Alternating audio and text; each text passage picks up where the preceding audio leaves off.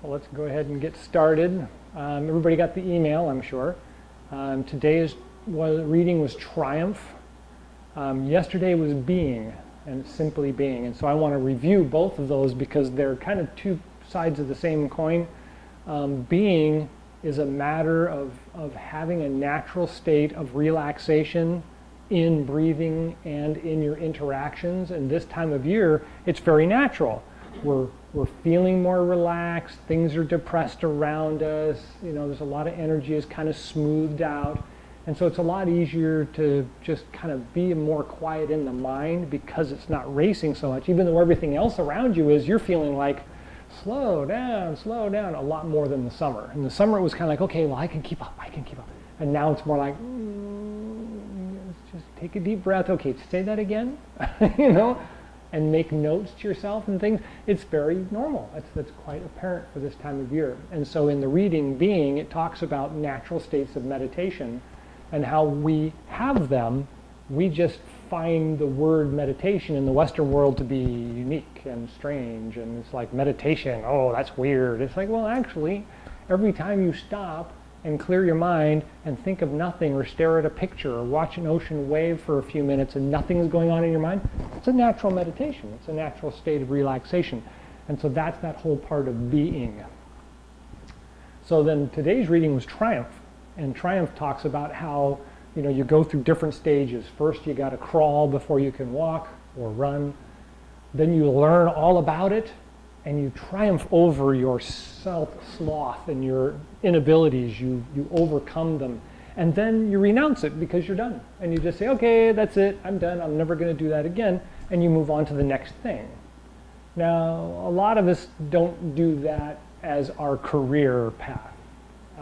I was lucky enough to do that 3 or 4 times in my life. I did a couple of different careers and got really good at it, and then, okay, I'm done with that, and moved on to something else and did okay, and learned and grow, and did all that kind of stuff.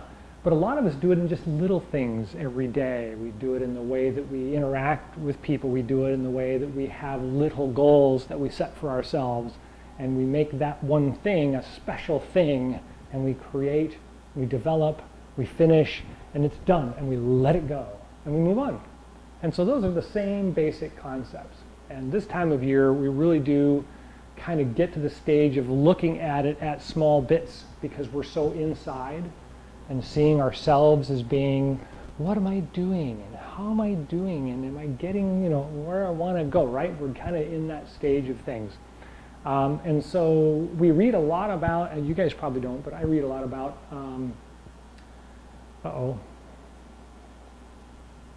I've lost it. Oh well. Ganying. So Ganying is the state of nature, or in our case, human nature. So it's just a matter of being. I tend to be hyperactive. It may be a label in our modern society, but at the same time, for me, it's just a matter of I'm kind of moving a little bit faster.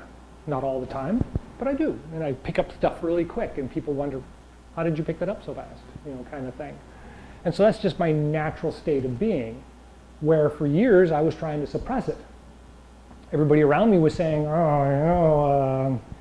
people aren't going to like you when you grow up if you keep doing that, But that's not really reality, right? You couldn't expect a leopard to change its stripes, dots, spots, or a tiger to change its stripes, right? So we have to kind of make sure that we're honest with ourselves, especially this time of year. If we've been bending to other people's wills, now's the chance for us to come back to our own center and go, okay, no, this is the way I am. I'm okay with that. Other people may have problems with it, but this is it. This is me. And because it's more subdued at this time of year, you're not so, I'm like this and you've got to treat me like, no. At this time of year, it's more like, no, it's okay, right? It's calmer. It's easier to recognize and to be compassionate with yourself, within your own self, and not have to worry about standing up and shouting to the world, I am hyperactive, or I am mad as hell and I'm not taking this anymore, whatever. Any thought on that? Any other Okay. So one of the things that we're looking at that I mentioned in the email today is the microcosmic orbit. And a lot of people do this same concept, and it's not really new. It's just the name. Most people don't hear the name very often.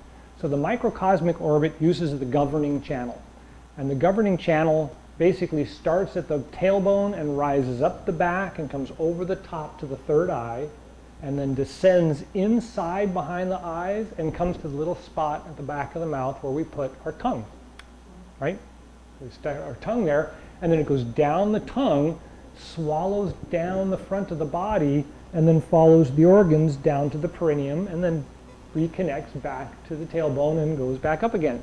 And so when we do our breathing exercises, we kind of want to learn to feel that breath rise up the back and lift us up, and then kind of fall over the top and come down and relax in our body. So we're going to kind of get that feeling where I'm going to sit or stand or whatever, and when I inhale, I want to arch my back like I would normally, but I want to feel it rise up the back and lift up my head, and then tilt my head slightly as it exhales and comes down the front of the body, and then I close as I feel the energy come down into the dantian and into the perineum. So I get that nice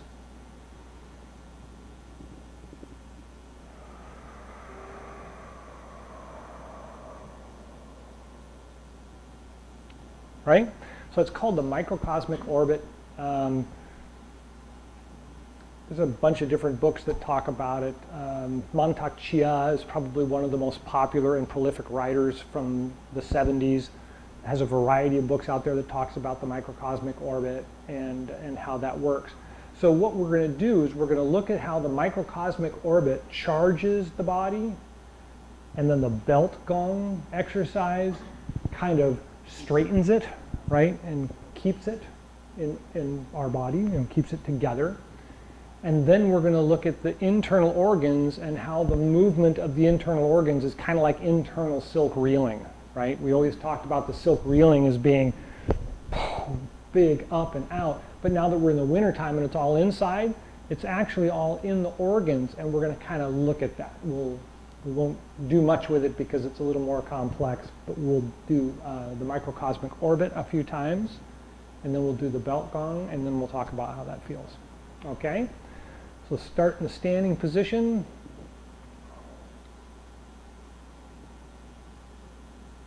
Take a couple of breaths. Feel the legs kind of soften, and feel the energy be transported, or the weight of the body transported down to the bottoms of the feet. And you want to be in the middle, so you kind of feel the heels, and then feel the toes, and then find the middle, and let that energy just kind of sink down and connect down through the ground. Now for this one, we're going to cup the hands and put them over the dantian. So you'll have the right hand underneath the left, and I'll have the left underneath the right. Rest the tip of the tongue and the roof of the mouth just behind the front teeth, just about where you can feel all of a sudden there's a big dip and it goes up into the top of the mouth. So right on that turn point there.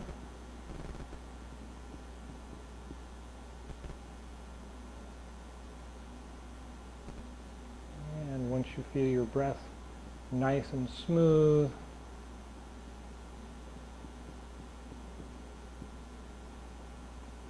let's go ahead and exhale out when you're done with that breath. And then you want to think about the tailbone right where you're sitting, and inhale. Feel it up the spine to the top of the head. And then exhale and feel it come down through the throat like you're swallowing. And then down the front of the body, down through the dantian, and then down between the legs and right to the spine as you start your inhale again.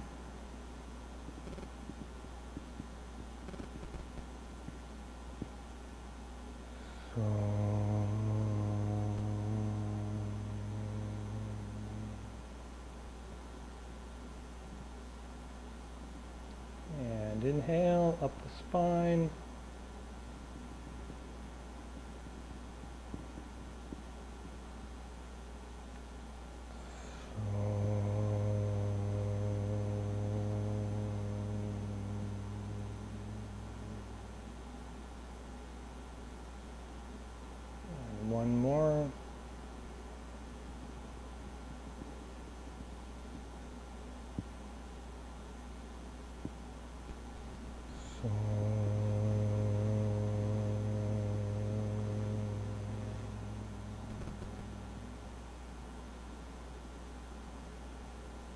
And then bring the hands out and point to one side of your belt gong.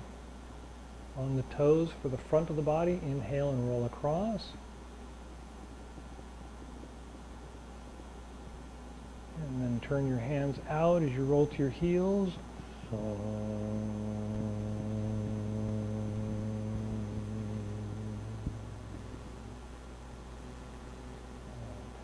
Two.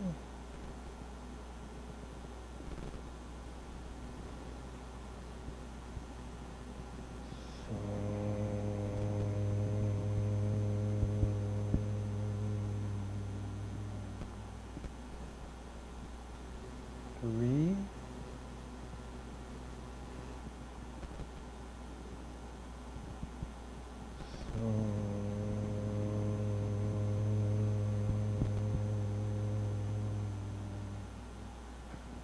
And when you're done with that, switch sides of your feet.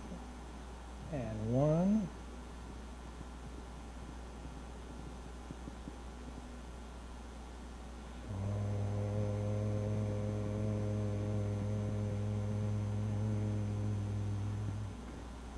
Two.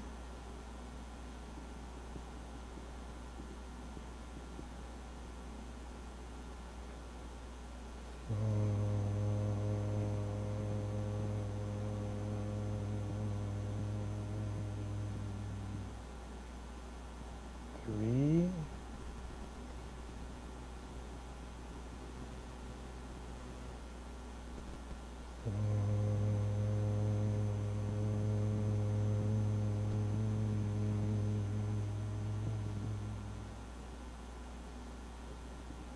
And then relax in the center of the body in the middle position.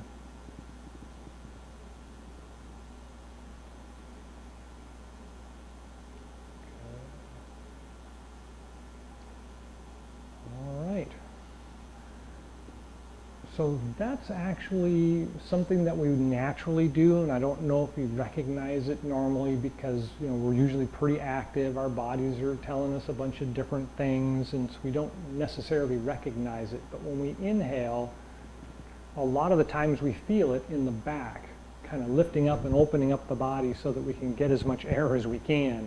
And then when we exhale, we kind of, and come forward again and press the air out. And so we talk about that a lot when we talk about the regular Qigong exercises. When we open up by turning the hips, and open up the organ cavity and draw in, we get a nice smooth inhale. And then when we relax and exhale, we're tucking the hips back in. We're kind of compressing the organ cavity and pressing the air out. So if you can imagine that, and that seems like it makes sense, that's where we kind of move into doing the internal silk reeling by feeling the organs as we're doing that exercise. And so the idea of opening up and allowing the organs to relax and the diaphragm to relax so we can inhale is opening up all the organs. And then as we slightly squeeze and do our exhale and straighten our back, we're kind of squeezing all the organs as well. So it gets kind of complicated with the idea that I can squeeze one side more than the other, right? Kind of like I'm doing a crunch to this side or a crunch to this side. So I can squeeze these organs and then squeeze these organs separate, right? Well, I can also squeeze my stomach and I can do different parts of my stomach as well. So I can tighten this little part right here, and that's the kidney, or this one right here, and that's the liver. And then right in the center, right about here, and that's the stomach. And then down below it is the dantian. And it happens with just the little pelvic bone, kind of a pull with the pelvic bone. So it's right there. Does that make any sense? It takes practice, mind you, but it's something to really consider because at this time of year, it's a real benefit for us to massage the organs when we aren't out doing a lot of activities. During the spring and the summer, we're out and we're doing all these things and we're massaging the organs, we don't even know it. But when we come into the fall and the winter, when we become more sedentary and we spend all of our time really just kind of slowing down and looking at things slow, write that down so I can remember what you said. That kind of state of being is perfect. That's Gan Yin. That's this time of year. But at the same time, we kind of miss out on the organ massage, which is really important in the Western society because of our excesses. We eat way too much red meat, we drink too much coffee, we have sugar, we have, all these stimulants that we really don't need to have. We're just trying to, ghost our way through life on this false energy. Okay, no, not to degrade anybody's life by any means, but, it's things to consider. And so when we do the exercises, and now all of these exercises, any of the moving exercises that we will be doing in just a moment, and sitting at home, relaxing and doing our breathing exercises, is to really kind of think about opening the cavity and relaxing the diaphragm, and then closing and squeezing the organs a little bit. I mean, it's not like you want to do crunches while you're trying to do your Chi Gung exercises, but it's just a little bit of a massage. And it's really, really good for the body. It's helpful, along with a lot of, we're at the end of the season, and so a lot of it is now squashes and potato and pumpkin, and just try not to put a lot of sugar in it. Try and do it straight as much as you can. They're really good. Bone broths are really good. Pork and chicken are both good transformatives. Pork more than chicken are very transformative. They help to transform the fluids in the body. But chicken tends to be hot, so if you're feeling cold, have chicken. If you're feeling hot, have pork or fish. So it's kind of a funny thing, but it seems to be very supportive in more of a internal way than as a logical, like spicy food. Try and keep away from spicy foods. For me, anyway. Okay. Any questions about the microcosmic orbit and what that does? So we did the microcosmic orbit, and then we did the belt gong together. So they're a good combination. You charge up the circuit, and then you try to keep it in the center with the governor channel, so that you do that belt gong, kind of keeps it, I wouldn't say contained, but it does kind of keep it, together. And that was very beneficial for doing the two of them together. Okay, so let's go ahead and do the regular moving exercises. We did the belt gong, so we're not going to actually do the belt gong again. We did that with the governor channel. But while we're doing the regular breathing, Qigong, and moving exercises, think about that microcosmic orbit. It's up the back as you inhale and down the front as you exhale. Don't put a lot of weight on it right now. Just kind of consider it as being part of the way the body is moving and where the energy is flowing in the body. And then we'll talk about melting butter. And that's a little later. Okay, so we're going to do the 3 gates gong 3 times. First moving gong 3 times. The second moving gong 3 times in each direction. And then we'll stand for a moment. And we'll do the closing exercise. And then we'll ask questions, make sure everybody's okay. All right? All right, start in the standing position.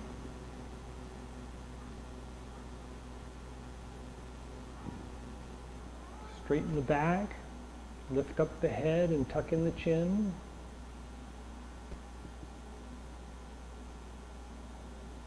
You want to kind of feel yourself hanging from the top of your skull, from the Bai Hui point, the very top center of the head.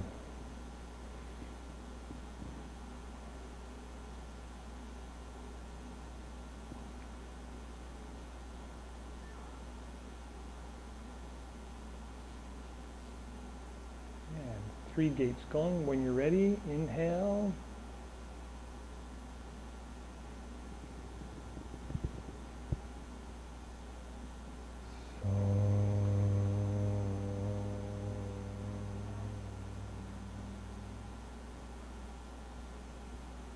Two.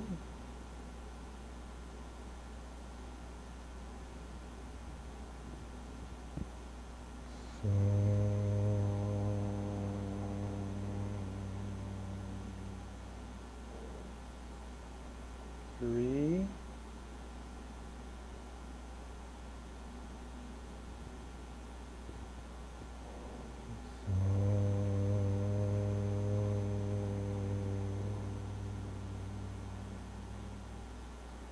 first moving gong when you're ready.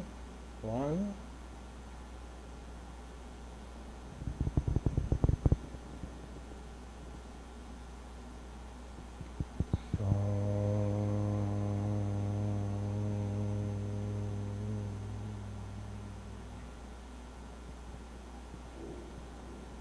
2,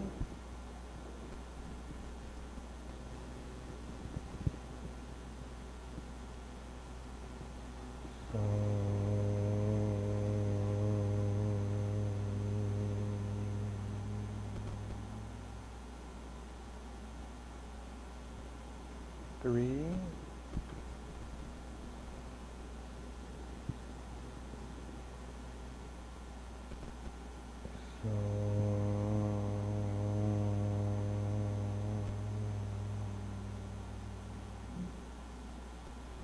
'And spread the feet a little bit further and bend the knees down, fingers to the dantian.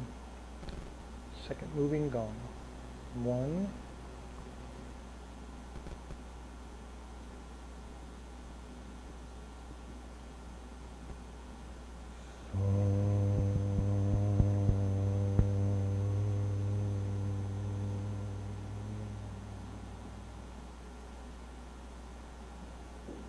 2,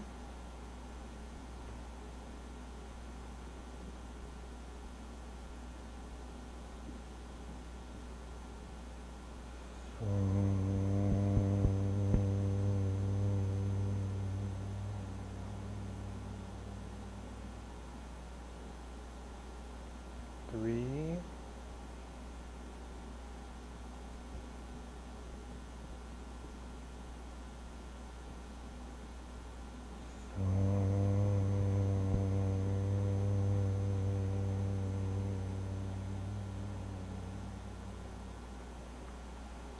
'And reverse. 1,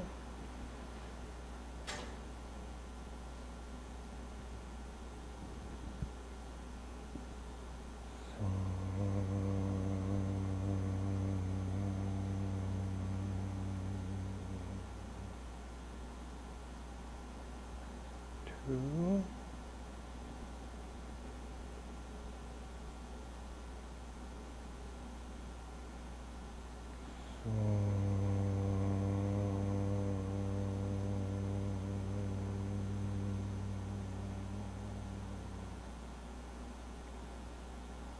3,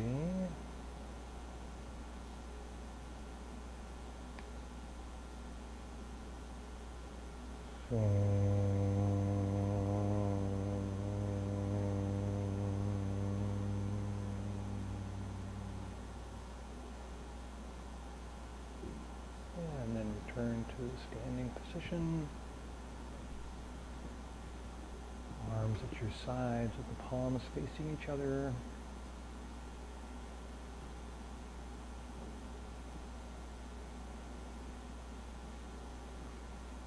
And when you're ready, Chi Gung, closing Chi Gung. Turn the palms out, inhale, rise up.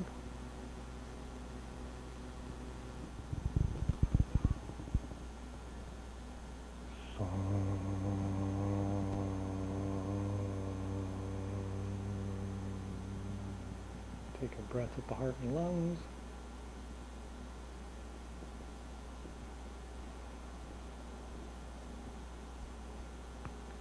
And at the dantian and Ming Man.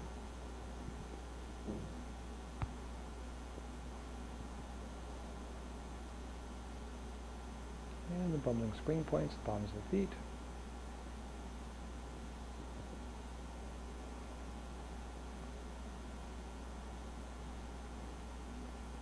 And when you're ready, palms out, inhale, rise up.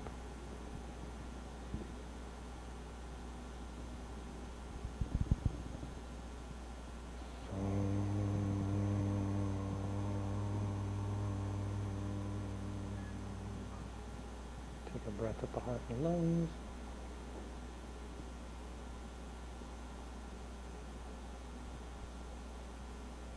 And at the dantian and Ming Man.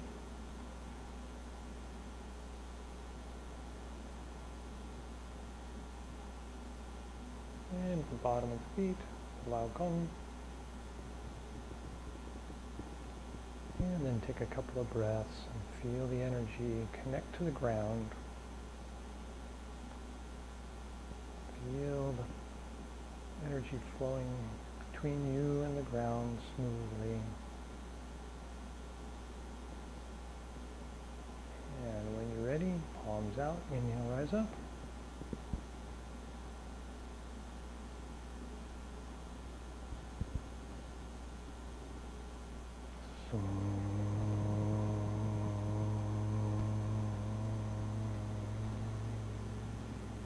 Take a breath with the heart and lungs.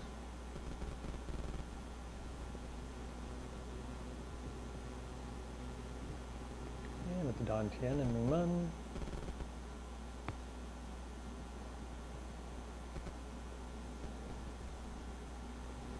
And the bubbling spring points, the bottoms of the feet.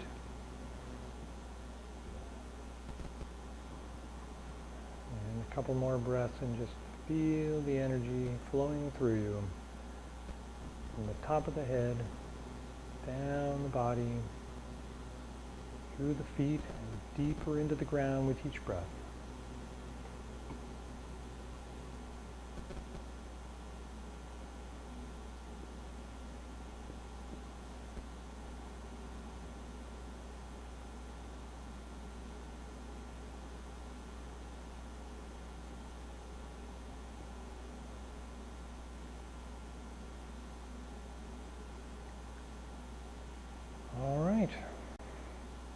So any questions about the differences in the exercises?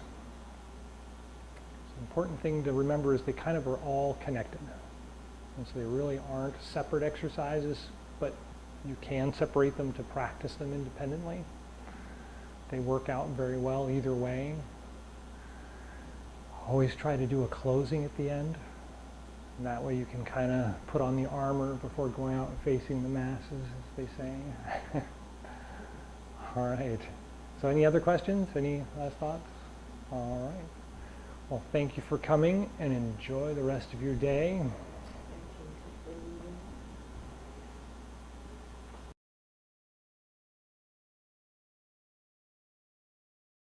How are you? Freezing, yeah, change of weather.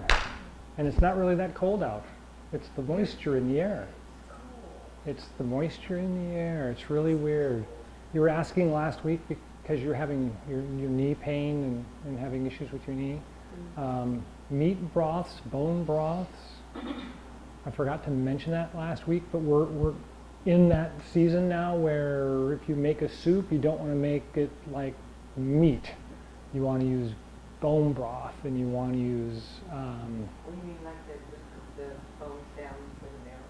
For the marrow, yeah, and if you can, have the butcher cut the bone in half so you can get directly to the marrow and boil the marrow into the water. And it'll keep, and so you can do like just boil up, a gallon of bone broth and stick it in the refrigerator, and just like a couple of tablespoons in whatever soup you make. If you make a veggie broth, you want to use it right away. You don't want to let it sit for very long. Overnight's okay, or 2 nights is okay, but a week, no, not so much. But those are really, really big this time of year. So. Apparently it's the thing to eat because it's also in the newspaper for not necessary for Qigong or anything like that. It's well, yeah, we're actually reaching a great tipping point where we're actually getting a lot of people saying, gosh, that few minutes a day of just sitting there and relaxing, you don't have to meditate, and you don't have to do some specific thing, but if you just take 10 minutes in a day and just focus on nothing, just sit there and relax, it's really beneficial. It's like, la la la. And now the bone broth. And oh yeah, the food. The whole thing about changing, so